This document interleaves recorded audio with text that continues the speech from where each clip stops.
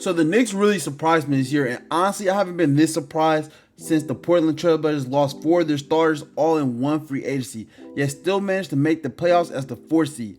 I believe even won the first round series against the Clippers that year. The Knicks are on that level of surprising, but even more surprising because at least that team had Damian Lillard. But I don't think anyone could have imagined that Julius Randle will play at an all-NBA level and get some MVP love. The Knicks are essentially the same roster that was 12th seed in the East last year. And this year, they got home court advantage in the playoffs, as well as positioned themselves in a way to be in the running for a star player. This Knicks team might have really shed the reputation of being an incompetent franchise, as Leon Rose and Tom Thibodeau have changed the perception of the Knicks. Honestly, I can't say enough good things about the Knicks, and even though the season didn't end like they planned this season, was a major success. It leaves me with one question to answer. Where do they go from here? But before I get into that, do your boy a solid and hit that like button, as well as subscribe to the channel, as your support is much appreciated. I'm on the road to 500 subscribers and I can't get there without y'all, so go ahead and help a brother out and get me there. And with that out of the way, drop the intro.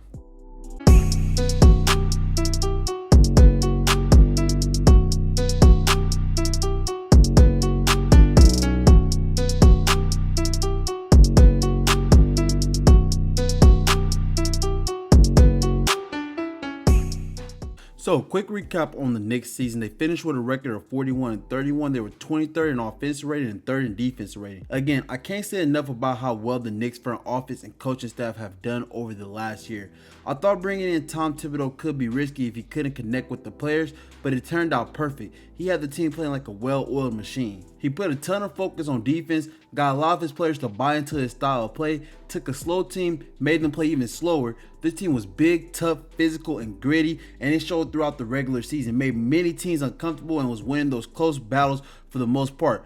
But while I have mostly praised the Knicks because they deserve all their flowers, but now it's time to get into the negatives. The major flaw with the Knicks is that they don't have a true shot creator and playmaker. Like, they need someone who can go off the dribble, get himself a bucket, and put others in position to score. Randle was great this year, but he was miscast as that player. He's more of a second or third option. Someone would compare Randle to a Siakam type of player because there was many times in the series against the Hawks that Randle just looked out of place because the focus was placed on him and he couldn't deliver. So it's going to be the main thing for the Knicks to get that number one option who is a shot creator and playmaker. And since the Knicks have so many assets, getting that player might not be as difficult as people would think. And I don't actually think people think it's all that difficult. A lot of rumors and word on the street has it that the Knicks are basically primed to get a start this offseason. So here's some trades I got in mind. The first trade I'm going to mention is, a tough one because I know how much Knicks fans love RJ Barrett. So y'all already know where this is going. Trade RJ Barrett, Kevin Knox, Obi Toppin, the 2021 first round pick number 19, the 2023 first round pick, and a 2025 first round pick, top 3 protected for Damian Lillard or Bradley Beal. Either one will work. Honestly, I'm probably going to say just Damian Lillard, but let's just make this trade by Damian Lillard. Getting Damian Lillard or Bradley Beal would be great, but the reason why I want to focus on mostly Damian Lillard is because Damian Lillard is a superstar. Bradley Beal is good, but I'm not as high on him as others are. He's just been put in a position where he's had the opportunity to, do a lot on the offensive end and stuff. I know he's good, but, that's a lot of assets to give him for a guy that isn't a true superstar. Now, Damian Lillard is a true superstar, and we know this. He's a top 10 player. We know what Damian Lillard is about. We know what he's going to do. We know what he does for teams. He uplifts them, and especially under, Tom Thibodeau. You see what Tom Thibodeau used to be able to do with all his point guards. Derrick Rose. He even had DJ Augustin and Nate Robinson balling. So he's pretty good with those type of guards. So Damian Lillard will be a perfect kind of guard. He's a Tom Thibodeau type of guard, and he's going to make it work. And the defense is going to be tough, strong, physical, big. This is going to be just a perfect. Damian Lillard has never had a defense probably as good as this Knicks will be. So that would just be an all-around great trade. And what make it good for Portland Trail Blazers is they get RJ Barrett. They get Obi Toppin, who was a promising player before coming into the league. To a lot of players, some people have him going top 5. We know he disappointed his rookie year, but he didn't get a ton of opportunity because of the emergence of a Julius Randle. So that's part of it. And on top of that, they also get Kevin Knox. Maybe they could turn his career around, and they get some picks in it. They get 3 picks. So that's a pretty, hefty low. Maybe they can get a better trade than that, but that is something they consider. Maybe they want to do right by Damian Lillard because of all that he's given them. And if he wants to go to New York, then there it is. there's the path to it. So that's one thing they can consider. Another trade they can consider, if they're not able to get Damian Lillard and Damian Lillard does get traded to another team, there is another player in Portland that they can get, because if Damian Lillard gets traded, this guy is definitely probably going to get traded. And that's CJ McCollum. Here's the trade I got for him. Trade Obi Toppin, Kevin Knox, and the 2021 first round pick, number 19 for CJ McCollum and Robert Covington. That's a pretty simple trade. It also works out. And if you don't want Robert Covington, you can take him out of the trade. But he's a good defender. He's a Tom Thibodeau type of guy. We know what he's about. He played really good under Tom Thibodeau, and Minnesota was really shoring up the defense and everything before, all that stuff broke down. I really like that one. So, you can add him to the trade. CJ McCollum can do some things on the offense. He can get his own bucket, can get his own shot. At one point, he was the point guard. We never seen CJ McCollum without Damian Lillard, so we don't really know what he can be by himself. But I would imagine that he's somewhat close to Bradley Beal. How Bradley Beal did without John Wall. That's how I feel like CJ McCollum could have did without Damian Lillard. And I just think he just needs to be given the opportunity. I'm not saying he's great, not saying he's a superstar or nothing, but I believe he can get some buckets. I think he's a scorer. He's smooth. He's clean. He's fresh. I really like him. So that's another trade that y'all can make for somebody like CJ McCollum. Moving on from there, if y'all can't get either one of the guys from Portland, there are a couple other guys that be available, and it probably costs y'all a lot less. Here we go. Another trade I would like to, suggest will be trading Kevin Knox and the 2021 first round pick, number 21, for Buddy Hield or Kemba Walker. Either one works. And this trade will work either way, because again, all the cap space that they got, they can make this trade work. Both those guys are not going to be in their places that they are right now much longer. Buddy Hield has a terrible relationship with the Kings front office, and he's not that big of a fan of Luke Walton. It's been that way since Luke Walton's benched him, and all the changes he's made. He's not been the same player since Luke Walton's been there, so he probably blames Luke Walton somewhat, and that relationship has been deteriorated over the years. And there was tons of rumors that Buddy Hield's been getting traded. Buddy Hield's gonna be traded. It hasn't happened yet, but maybe this will be the breaking point. They finally might realize, we got Tyrese Halliburton. We just gonna put him in the 2. There's no point in continuing to have this dismay between us and Buddy. Let's go ahead and get rid of him. We'll get a pick in return. We get rid of the cap space. So that's something. Same way with Kemba. Kemba Walker is not long for the Thunder.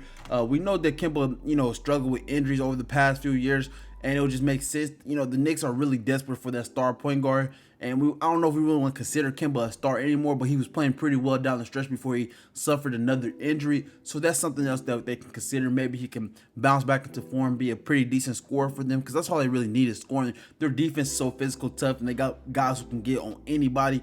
So, if you can shore up some more of the offense, have a creator off the dribble, Kemba Walker could provide that in spurts, and, he might be pretty good out there in New York. So those are some trades that I would consider if I'm the Knicks. And if y'all don't end up making those trades and trading one of y'all picks, I want to talk about the draft. Y'all got the 19th and y'all got the 21st pick. So first I'm going to cover the 19th pick. The guy that I got y'all drafting with the 19th pick is going to be Chris Duarte. It's going to be him or Trey Mann or someone like that. Somebody who can shoot. If Corey Kispert is available, I expect y'all to go for Corey Kispert. But I expect y'all to get somebody who can really shoot the ball, do some stuff off the dribble. Maybe even Trey Murphy the third, as his stock looks like it's rising. Those are some guys I expect y'all to go with if y'all decide to, draft someone with the 19th pick and y'all don't trade away. And neither one, in most of my trades, I do have y'all trading one of the 2 picks. So I do have y'all keeping at least the 21st in most of the outcomes. But if y'all make the Buddy Hield trade, then y'all get to keep the 19th. So those kind of things that y'all will consider are things that y'all can think about. But that's why I kind of have y'all drafting with the 19th pick. I really want some shooters, people who can really just knock down the 3-point shot. I believe that Trey Mann might be around this selection. Chris Duarte could be around that time. Corey Kispert might even drop all the way back here. Probably very unlikely. But if those kind of things happen, that should be the main priority with the 19th pick, is picking up some shooting. Now, there's another thing with the 21st pick. Since y'all got 2 picks, y'all can either shore up with defense or playmaking. And I got y'all going with playmaking, and that's Sharife Cooper. Sharife Cooper is box office, so having him in New York would just be wonders for y'all. I mean, he's gonna make some special plays. His passing and everything is so nice, man. He can really pass that ball. He's special when it comes to passing. He's probably the best passer in the NBA draft this year. Either him or Josh Giddey.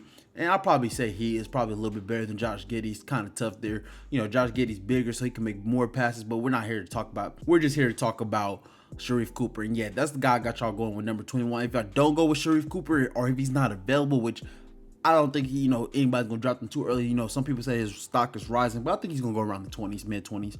So, I think he should be available around this selection, and I think he'll just be an awesome pickup for y'all. If the Atlanta Hawks don't snatch him up, if they do, then y'all can get Jared Butler or somebody, or Usman Garuba or JT Thor, somebody who can show us some more of the defense, continuing that defensive scheme. Usman Garuba, probably the best defensive player in the draft, so y'all can shore up your defense. Y'all already got Mitchell Robertson, but y'all might end up using him in a trade package. So these are some options for y'all at number 21.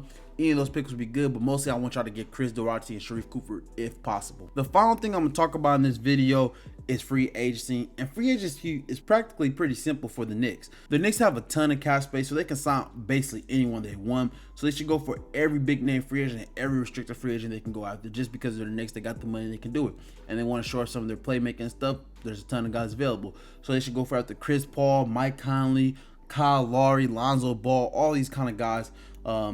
Gary Trent Jr., Cameron Payne. You can go after all of them. I would just, try to shore up my playmaking as much as possible. Those are some guys I can go after in free agency. You have the money, I can sign probably 2 of those guys. They're doing pretty good overall. You can also shore up some more of the shooting with guys like Kelly Olynyk or Paul Millsap. But those are some options for y'all in free agency. Just going for some people who can score off the dribble, be more consistent. I know that Gary Trent Jr. isn't, great on that. And Cameron Payne, he's had a really good playoff run, so it might be risky. I've seen other guys have great playoff runs and then go back to their normal selves. Bismack Biyombo. But those are kind of things that y'all can really consider in free agency. But free agency is just, picking the starters that y'all want. Whoever starter you can get to come to y'all should be able to get at least one from what I'm hearing. That's the word on the street. The streets are talking, telling me that. So that's basically gonna be it. Now, if you like my video, don't forget to leave your boy a like and subscribe to the channel. Your boy's on the grind to 500 subscribers, and he can't get there without y'all. So go ahead and help me out, get me to 500 subscribers. And until the next time, peace.